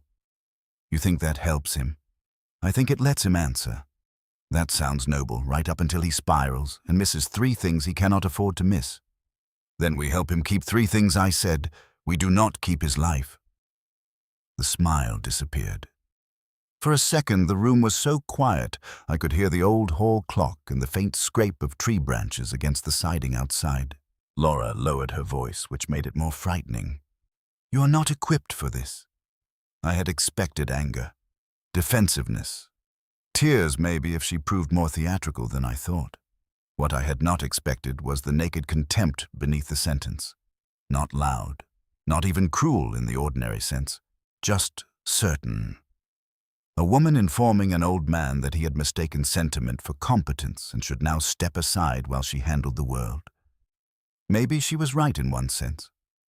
I was late, clumsy, grieving, humiliated by my own inattention, but being late does not absolve a man of action. Sometimes it defines it. Then I'll equip myself, I said. She stood. So this is where we are. Yes. She reached for the casserole dish, then left it where it sat after all. Her eyes moved over the papers on the table one last time, settling for a fraction of a second on the current insurance envelope from the hall stack. There was no point pretending she had not seen it. At the kitchen doorway, she stopped and spoke without turning fully back. You are making this harder than it has to be. That may have been the most honest sentence she had uttered in my presence for years. "Good," I said. When she left, she did not slam the door. People like Laura almost never do. They preserve their dignity right up until dignity becomes evidence. I sat alone at the table for a long minute after the car pulled away. Then I did 3 things in order. First, I called Daniel and left a message saying I had spoken directly to Michael and needed to move faster. Second, I wrote down the time of Laura's visit and as much of the conversation as I could reproduce exactly. June used to say memory made a better witness when taken before supper settled. I was finally learning to take her seriously on the right subjects. Third, I took the back door key off the peg inside the pantry and replaced the lock cylinder with the spare deadbolt kit I had bought 2 years earlier and never installed. It took me 40 minutes and some swearing I hoped June would excuse under the circumstances. By the end, my shoulders ached, but the key Laura carried would no longer work tomorrow. That was not revenge. It was root control. The difference mattered to me. Near midnight, Daniel called back. "I'm sorry to ring this late," he said. "I'm awake." I assumed. I told him about Michael, about Laura, about the insurance envelope, about changing the lock, which earned a silence I chose to interpret as approval. When I finished, he said, "Good. About which part?" "Yes." I sat back down at the table. The kitchen lamp threw a low circle over June's envelopes and left the rest of the room in shadow. "What now?" I asked. "Now you stop thinking like a husband, trying to protect the memory of his home, and start thinking like a witness, trying to protect a person still in danger of being spoken over." The sentence landed so cleanly it left no room for the man I had been yesterday. "I can do that," I said. "I know you can. That's why your wife stored this for you, and not for somebody easier." I looked at the brush and had to swallow before I answered. After we hung up, I gathered the papers into 2 sets originals back into June's envelopes, copies into a fresh accordion file from the den that I relabeled by hand instead of using Laura's label maker. Michael, mail routing, representation, refills, witnesses. I moved slowly. Exactly. Not because neatness had suddenly become virtue, but because sequence had. When I finally turned off the kitchen light, I did not go straight to bed. I went to June's closet. The house was all dark angles and old night sounds. Then the honest noises she used to catalogue with private affection. Heat settling in the registers. A board at the bedroom threshold answering my wait half a beat late. Far off a train pushing through town toward the river. I stood in the doorway and let my eyes adjust to the pale square of moonlight on the floorboards. The shelf was where it had always been. The dish, the brush, the garment bags hanging in their old guarded order. I picked up the brush and held it in my palm. Late, I said quietly into the dark, not sure whether I was speaking to June or confessing to the room itself, but not absent. Then I put it back exactly where it belonged and went to bed, knowing that tomorrow would not be a continuation of grief. It would be an inquiry, and for the first time since June died, I was no longer afraid of disturbing the house. I was afraid of what would happen if I didn't. The next morning I woke before dawn with the peculiar clarity that comes when fear has finally agreed to become work. For 3 weeks after June died, I had been waking into absence, reaching in some inward way toward the shape of her and finding only the room she had left behind. That morning I woke into sequence. Dates, names, envelopes. A man upstairs over a garage who had learned to brace himself before answering for his own life. A daughter-in-law whose calm had gone from competent to predatory without ever once raising its voice. And June, who had not gone silent before she died. She had only been forced to speak in a language I had mistaken for habit. The house was cold. March still had a little meanness left in it. I put on socks, trousers, and the flannel shirt June used to call my surrender-to-weather uniform, then went to the kitchen and turned on the lamp over the sink. The pool of yellow light fell across the table where the accordion file and legal pad still sat in exact order from the night before. I stood there looking at them while the kettle heated. I had spent most of my life believing that if a man waited to speak until he could say something fair, he would do less harm in the world. It is a good belief in classrooms, in marriages, in church basements, after committee fights, in most decent corners of American life. What no one tells you soon enough is that there comes a point when waiting to be fair becomes another way of helping unfairness keep its appointment. I made coffee. I buttered toast. I checked the back door lock I had changed with my own stiff fingers past midnight. Then I went to June's closet and lifted the lint brush from its dish. I did not know why I did that first.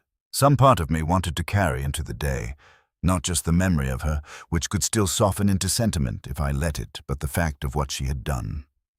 The crack along the pearl-colored handle sat darker now in morning light, the wood worn smooth where her fingers must have gripped it again and again, not to brush lint from my sleeves, but to pry up the floor lip and build a private record beneath the feet of people who thought they understood her house.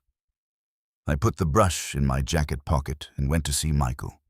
He answered the door in stocking feet, hair standing up at the back, eyes narrowed against the porch light. The apartment smelled of coffee, stale cereal, laundry detergent, and the faint, scorched metal odor of a toaster too close to the wall. He looked at me then behind me, as if expecting company. "She didn't come with you?" he asked. "No." That sentence alone changed something in his face, not relief exactly, more like the return of circulation to a numb limb. He stepped aside. "Come in." Michael lived among partial order, not squalor, not chaos. A life arranged in islands, clean dishes stacked, but not put away mail in a shoebox by the television winter coat over a chair, 2 overdue library books on the radiator ledge, medication bottles in a row on the counter with no organizer to simplify or police them. The apartment made sense of him. It held his mind the way some rooms hold older people who have decided to stop apologizing for the pace at which they live. He motioned me to the couch and sat in the chair opposite, knees wide, hands linked awkwardly between them. He looked not sick, but braced. I did not begin with accusation. Daniel had been right about that. Pattern first, then truth. "I found some documents of yours in my house," I said. His shoulders rose almost imperceptibly. "At Aunt June's where in a place she meant to keep them." He stared at the carpet. "What kind of documents?" "Insurance. Refills, copied identification, appointment summaries, communication changes." I kept my voice level. "Enough to make me think your aunt believed something was being done around you that wasn't being done honestly." He rubbed his thumb against the side of his index finger, a childhood habit that appeared whenever he was trying to hold on to a thought. Laura was helping. That's what everybody said. She was. I'm sure she was some of the time. He looked up at me, then startled, not by the content of the sentence, but by the fact that I had not denied the possibility entirely. I saw with a force that made me ashamed again how accustomed he had become to conversations narrowing into camps where complexity itself felt unsafe. "Mike," I said, "I need you to answer slowly and in your own words. There is no prize for getting this efficient." A strange little smile touched his face and vanished. "That sounds like Aunt June." "Yes," I said. "It does." I took the insurance envelope from my pocket and laid it on the coffee table between us. He stared at his own name there, the care of line beneath it, and went very still. "I thought she changed that," he said. "She, Laura. When? A while ago." "I don't know." He swallowed. "She said while things were unstable, it was safer if papers went through somebody who wouldn't miss them." "And who decided you were unstable?" His mouth opened, then closed. He glanced toward the kitchenette as if the kettle there might rescue him with a sound. "I had some bad months." "I know. I missed stuff, appointments, refills, calls. I'd lose mail." "Yes." She said if I wanted things not to get worse, I needed to let people help. He looked back at the envelope. Aunt June didn't like that. No, she'd ask me questions when Laura wasn't around. "What kind of questions?" He gave a helpless little shrug. "Did I know where my cards were?" Did I want my mail coming to my own place? Did I understand what I'd signed? Stuff like that. His face clouded. I'd say yes because I thought yes was the answer that made the room easier. I sat very still. Did you always understand what you signed? No. He said it too quickly, then winced at his own speed. Not always. Not because I can't, just because by the time somebody's telling you where to sign it, feels like the part where you were supposed to understand already happened someplace else. That sentence would have been worth an entire courtroom. Did Laura ever tell you not to talk to June about certain things? He shook his head. Not like that. How then? He looked embarrassed. She'd say Aunt June was under enough strain. Or that if I started second-guessing every support step, everybody would spend their lives untangling paperwork instead of living. A pause. She says when things get emotional, details get lost. And when you had questions, she said she'd handle them. There are moments when pity and anger stop being separate feelings. They become one heat. I felt it rise through me so cleanly that for a second I was frightened by how easy it would have been to let it choose my next words. Instead, I said, "Do you want your own mail at your own address?" He gave me a look almost childlike in its caution. Am I allowed to say yes if I'm not sure I can stay on top of all of it? Yes. Then, yes. Do you want people asking you questions at appointments and waiting for your answer? Another pause. Yes. Do you want Laura speaking for you unless you ask her to? This time he did not answer at all. He only looked at me, and in that look I saw not uncertainty, but the habit of calculating the cost of truth. That was answer enough. I took a breath. I'm going to ask you something harder. Did June ever tell you she was keeping records? His eyes widened. No, he said. Then, maybe. She said once, if anybody starts telling your life too smoothly, I'd like a copy of the rough draft. He rubbed his face with both hands. I thought she was joking. I sat back. The apartment around us seemed to pull farther away. June still making room for humor in the middle of this. June too tired by then for open war and still refusing surrender. June preserving the rough draft under cedar boards while I thanked Laura for being such a help. Michael looked miserable. Am I in trouble? No. Are you mad at me? No. That nearly broke him. Some people bear anger better than undeserved gentleness. His face folded inward, the way grown men's faces do when they are trying hard not to slide back into some younger age that felt equally blamed and confused. I should have kept track better, he said. No, I said, sharper than I intended. Listen to me. Keeping track of your life is your job.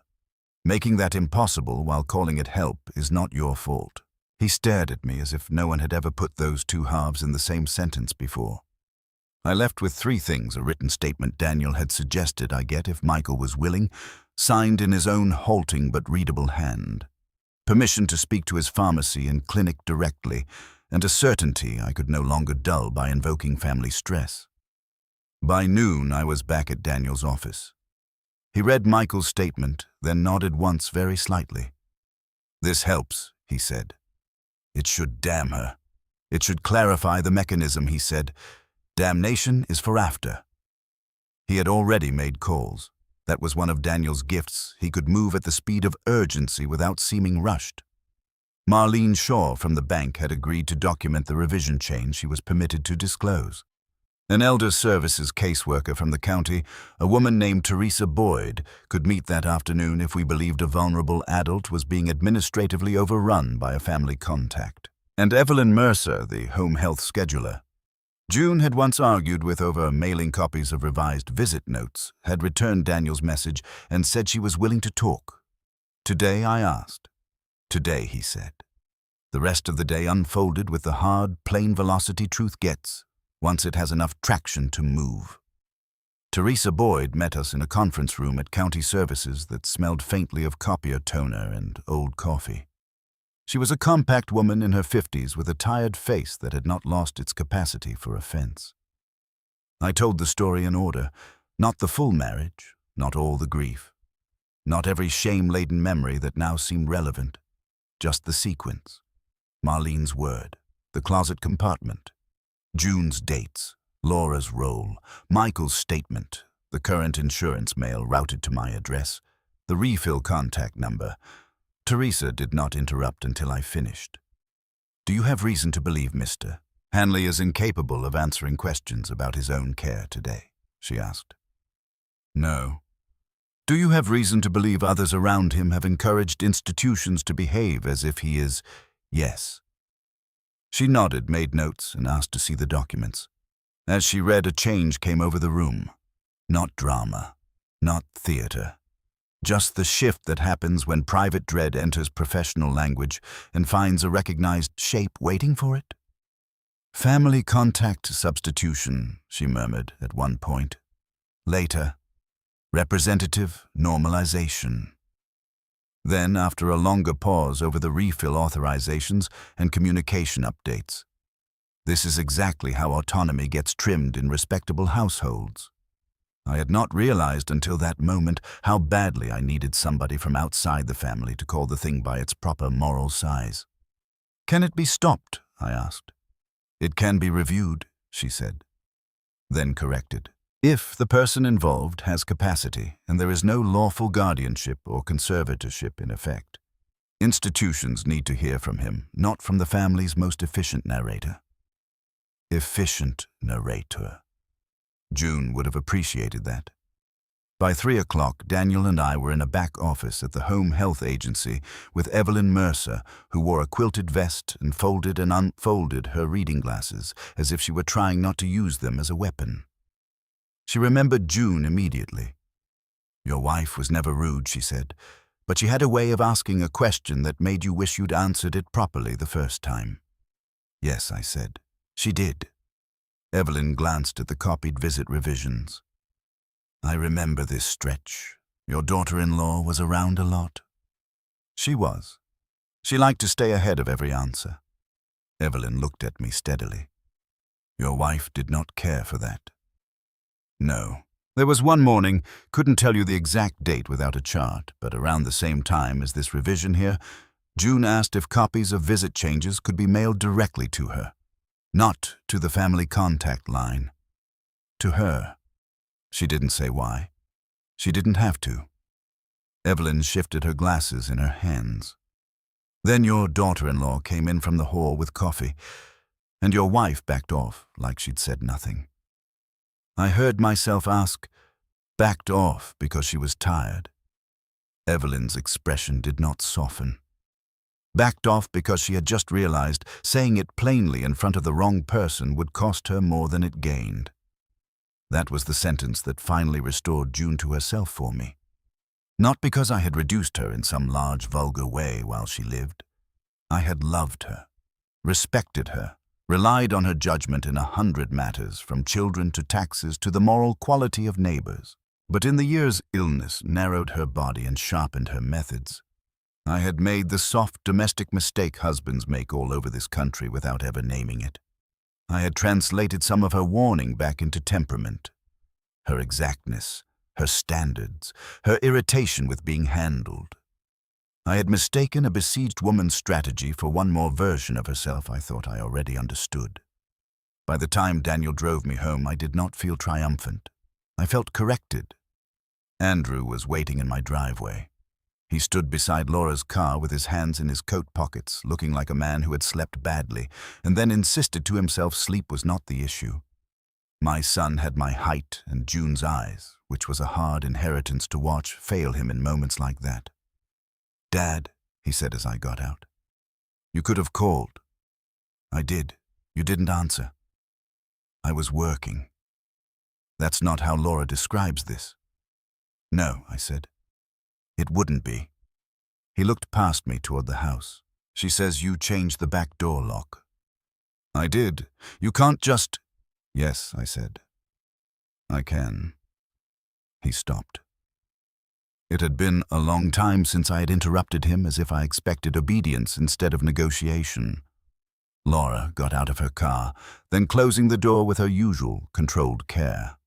She wore a navy coat and carried no casserole, no folder, no visible instrument of reasonableness. That made her more dangerous, not less. Her hands were free. "Harold," she said, "we need to talk. We will not do it in the drive." Then, inside. I looked at my son. "Are you here to hear facts or to supervise my tone?" His jaw tightened. "Dad, nobody is supervising your tone." "Then come in and sit down." I led them into the dining room instead of the kitchen. That was deliberate. The dining room belonged to June's formal hospitality to Thanksgiving china and Christmas place cards and Easter hams cut too thin because she believed generosity ought to look civilized. Laura had spent years performing help in the kitchen where utility could blur motive. I wanted the confrontation in a room built for declared meaning. I sat at the far end of the table. Andrew and Laura took the side chairs opposite me. The late afternoon light through the dining room windows had that flat March pallor that makes silver seem colder and dust easier to accuse. June's sideboard stood against the wall with the linen drawer she used to keep in such strict order. Even Emily folded napkins self-consciously in front of it. I thought not for the first time how many female systems men live beside without learning their seriousness until those systems are either gone or being used against someone weaker. Andrew began. "Laura says you're treating normal family help like a conspiracy." "Does she? She's done more for Michael than anybody." "That may be true." He blinked, thrown by agreement. I laid the first group of copies on the table. "Read." Andrew glanced at Laura, then at me, then took the top page. He scanned too fast, which is something boys and grown men do when they fear the text may require them to become different by the bottom of it. I waited. Laura did not touch anything. "What is this supposed to prove?" Andrew said after a minute. "That your wife has been allowed to become the administrative voice of Michael's life." "She was helping." "Yes," I said. "That word has had an excellent run in this family." Laura's face remained composed. "Harold, if this is about paperwork routes, there are explanations for every page." "No doubt. That is why I've spent the day collecting them from people other than you." That landed. Andrew looked up sharply. Laura did not move. I went through it slowly. Marlene's documented revision trail from the bank. Teresa Boyd's preliminary county notes on family contact substitution and the need for direct review. Evelyn Mercer's statement regarding June's attempt to have copies mailed directly to her and her visible retreat when Laura entered. Michael's signed note, imperfect in spelling and devastating in content that he often did not know which forms had been changed, did not always understand what he was signing, and wanted his mail and his questions to come to him first. Andrew read that one twice. "Mike wrote this?" he asked. "Yes." "Today?" "Yes." He looked at Laura, not accusing. Lost. That might have been harder for her to manage. "This is unfair," she said quietly. "Michael will sign anything if he feels cornered." I had thought I was prepared for the full collapse of her mask. I was not prepared for how undramatic it would be. No shouting, no crack in the voice, just the clean, practiced removal of his credibility because it no longer served her. "He was not cornered," I said. "He was upset." "You upset him." "I spoke to him without you. That is exactly my point." There it was again. The naked assumption that his unmediated state was a problem requiring correction. Andrew rubbed his forehead. "Laura." She turned to him with a softness that made my hands curl under the table. "You know how many times I have had to clean up after Michael missed something important. You know how your mother begged me to help when she got too tired to manage everybody's mess. I went cold. My wife did not beg you for anything of the kind." Laura's eyes came back to me. She asked for support. Constantly, she asked for copies mailed directly to her. A flicker, small but final. Andrew looked between us. What I handed him, Evelyn's statement. He read. The room went very quiet. Outside, a truck passed on the road. The refrigerator motor in the kitchen clicked on. Somewhere upstairs, a board settled. Ordinary house sounds, all of them suddenly dignified by the fact that no one could call them emotional. Laura? Andrew said carefully. Did Mom ask to have records sent straight to her? Laura did not answer at once. She was calculating a different ground now, one where denial would cost more than interpretation. She was tired, she said. She wanted to feel in control of something. That doesn't mean she understood the implications of every support arrangement. That was the moment Andrew's face changed. Not all at once, not dramatic. A son's long training in gratitude and marital loyalty pulling against the first honest shape of disgust. Did you keep Michael's mail coming here, he asked. Temporarily. Is it still coming here? She did not answer. I slid the current insurance envelope across the table. Andrew looked at his wife and for the first time in 16 years did not seem sure he recognized the woman whose competence had structured so much of his adult life. The hearing took place 4 days later. County review, technically. Not a courtroom, though the room badly wanted to borrow that dignity. Pale walls, institutional chairs, a flag in one corner, because Americans like to remind themselves systems answer to larger promises, even when those systems are only fluorescent and tired.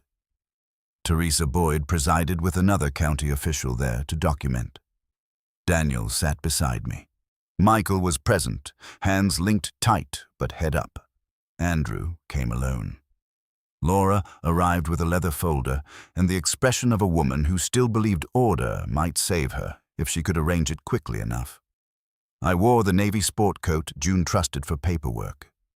Before leaving the house that morning, I had gone to the closet shelf, taken the pearl-handled lint brush from its dish, and run it once down each sleeve, once across the lapels, and once over the right cuff, where I always gathered more lint because I leaned on counters when thinking. The act steadied me in a way prayer might have had. I ever been given the temperament for uninterrupted prayer. In the hearing room, Laura tried at first to remain the most composed person present. That had always been her advantage. Around upset people, she became clearer, tidier, more persuasive, as if everybody else's emotion proved her right to take the wheel. The trouble for once was sequence. Teresa did not invite feeling first. She invited chronology, page by page, date by date, contact by contact, representative language, mailing changes, refill routing, appointment notes, witness statements, Michael's own account, Marlene's documentation of revisions, Evelyn's memory of June's request. The current envelope still arriving at my address after all temporary arrangements were supposed to have dissolved back into ordinary life. Each item alone could still have been called help. Together they became appetite. Laura answered carefully, always carefully. She never raised her voice, never said a thing large enough to expose its own ugliness. She insisted she had stepped in when others faltered. She insisted Michael was vulnerable to overwhelm, and that institutions often worked better with one organized family contact. She insisted June had become suspicious and fixated late in her illness. She insisted every choice had been made under pressure in love for stability. Then Teresa asked the question June had been trying to get us to ask all along. When did Mr. Hanley request these arrangements in his own words? Silence. Not total silence. Papers moved. Somebody coughed in the hall outside. Michael inhaled beside me. But inside the system Laura had built, something finally lacked a bridge. He accepted them, Laura said. That is not the same answer, Teresa replied. There was no place left for Laura to put that, not in the room as it had now been arranged, not with Michael present, not with the evidence refusing every softened category she kept reaching for. Daniel spoke, then not long, just enough. He traced the pattern with lawyerly economy assistants becoming representation, representation becoming default, default becoming the institutionally convenient fiction through which a living adult disappeared behind the most competent family member in the room. Marlene spoke next, her voice calm and almost apologetic in its precision. She described the revision trail, the contact flags, the reason the word guardian had surfaced in the system as a result of layered supporting language, though not formal court order. She did not accuse. She did something worse for Laura, she clarified. Evelyn was not there in person, but her statement was read. June had requested direct copies. June had visibly retreated when Laura entered. June had not been a confused woman clutching random papers. June had been trying to get information around a family bottleneck that sat smiling in my dining room and called my wife fixated. Then Michael spoke. God bless him, he did not speak smoothly. He paused, backtracked, lost one phrase and found another. Said twice. What I mean is, as if asking permission to become precise in front of official people. And because nobody interrupted him this time, because nobody filled in the blanks while his thought crossed the room at its own speed, he became more himself with every minute. I know I've needed help, he said. I'm not saying I didn't. But it started feeling like if I didn't understand something fast enough, the question went to Laura instead. And after a while, I guess I acted like that was easier. But easier is not the same as better. He swallowed, and Aunt June kept looking at me like I should answer longer than people were waiting. That almost undid me. When Teresa turned to me, I was already on my feet. I had not planned eloquence. Age teaches a man that prepared eloquence often arrives overcooked. But I knew standing there in the navy coat June had once brushed with that cracked lint brush before ordinary public duties that I could not let the day end in administrative language alone. Systems had created the harm. Systems would help correct it, but morality had to be spoken by somebody who had failed inside it. My wife, I said, was a practical woman. She did not hide drama under her floorboards. She hid sequence, dates, copies, changes. Not because she loved suspicion, because she had begun to understand that by the time people said they were only helping the person being helped had often already lost the room. No one moved. I did what families do, I said. I was grateful for competence. I mistook calm for goodness and efficiency for care. My wife did not. She got tired, she got sick, she got outnumbered. And instead of taking offense where I should have taken warning, I told myself she was being exacting because that was easier for me than admitting she was seeing something I had not had the courage to look at directly. I heard my voice roughen then and let it. This is not about punishing every act of help that ever crossed a family. It's about this help doesn't begin by speaking for someone. It begins by leaving room for them to answer.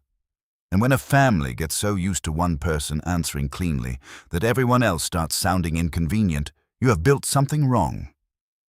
I looked at Michael, then at Laura. What was taken here was not money first, I said. It was standing, a person standing in his own life. And my wife knew that before I did. When I sat down, the room stayed still for a second longer than seemed natural. I do not know if that was victory. It felt more like the end of a sentence the House had been trying to complete for months.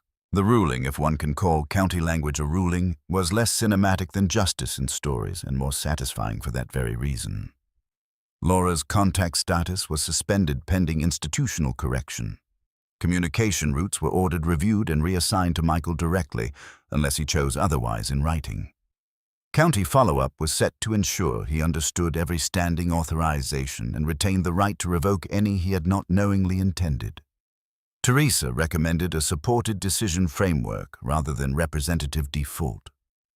A phrase so dry on paper it almost hides its mercy.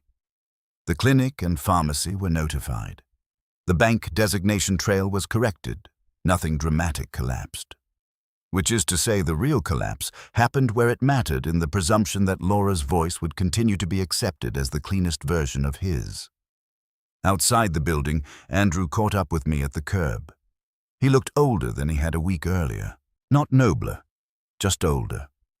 There is a grief specific to seeing your spouse clearly after years of gratitude had blurred the edges.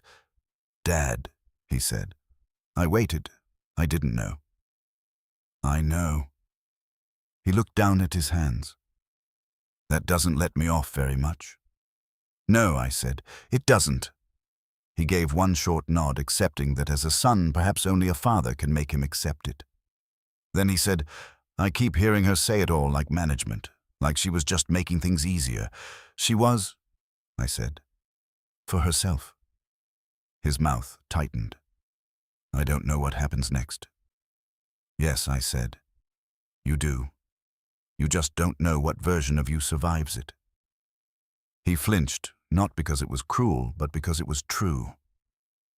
When I reached home that afternoon, the house did not feel healed. It felt honest. There is a difference large enough to matter. The hall table still stood under the mirror. The pewter bowl still held keys. The den still looked like a room where too many useful lies had been sorted. The closet still smelled of cedar and June. Nothing physical had become sentimental just because truth had finally done its paperwork. But the place no longer seemed aligned against me. It had stopped keeping one family's stage directions and returned to being wood fabric, shelf, seam, and light. Emily came by after dinner. We drank coffee in the kitchen and did not pretend anything had become simple. She asked how the hearing went. I told her. She cried only once, and not for Laura, not even for Michael exactly, but when I told her what June had said under the floorboards by way of dates and copies. I kept thinking she was just getting particular, Emily said. So did I. She wasn't always easy. No. Emily gave a shaky laugh. That's such a mean thing to say after today. It would be meaner to lie. I looked at the table where the legal pad still sat, no longer needed and therefore more moving than when it had been urgent. Your mother was exacting because exactness was often the last tool left to honest people. Emily wiped her face with the heel of her hand, the way she used to at 14 and hated being seen doing. What do we do with all this? Keep what belongs to the truth. Let the rest go stale. She nodded, though I knew she did not fully know how. Neither did I. Families are not reclaimed by one hearing. They are merely prevented from continuing unchanged. After she left, I began the final sorting, not the evidentiary file. Daniel kept copies now. Michael had his own folder. Teresa's office would follow through. No, this was housework, which is to say emotional work in cotton clothes. I took the remaining originals from the kitchen table back to June's closet. One by one I stood in the dressing corner and put them into a new document box labeled in my own hand June's sequence. Not because I wanted a shrine, but because I wanted what she had done to remain named correctly. Not keepsakes, not paranoia, not a secret stash, a sequence. Then I opened the den and emptied Laura's curated Michael file into a second box marked superseded. I did not shred it, not yet. Too much easy symbolic destruction flatters the destroyer. Some things need to remain available to remind a house what versions of itself it once allowed. The next Saturday, Michael came by for lunch. He looked uncertain on the porch, as though expecting some condition to his welcome that nobody had told him yet. I let him in, put a sandwich in front of him, and asked whether he wanted mustard before I asked anything harder. He laughed halfway through chewing and said, Aunt June always did that food first, then the part where she made you be a person on purpose. We talked, badly at first, then better. He had already received direct calls from the clinic and pharmacy. He sounded both embarrassed and relieved by how much slower the conversations went when nobody rushed ahead of him. I didn't know how used to it I got, he said at one point, looking at his plate. Letting somebody else be the fast version.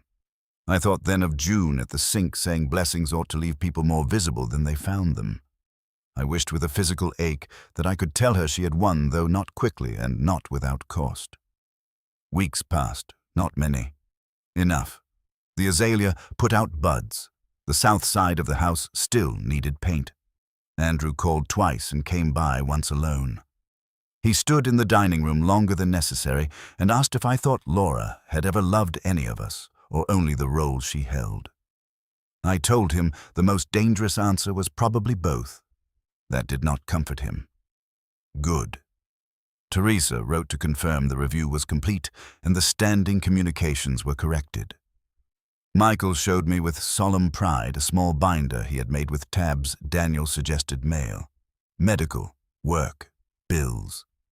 He said it felt childish, I told him systems are not childish when they are chosen by the person they serve. And June began very slowly to return to herself in my mind. Not sainted, not vindicated by suffering in some ugly sentimental way, simply restored from the diluted version we had all been using while she was sick.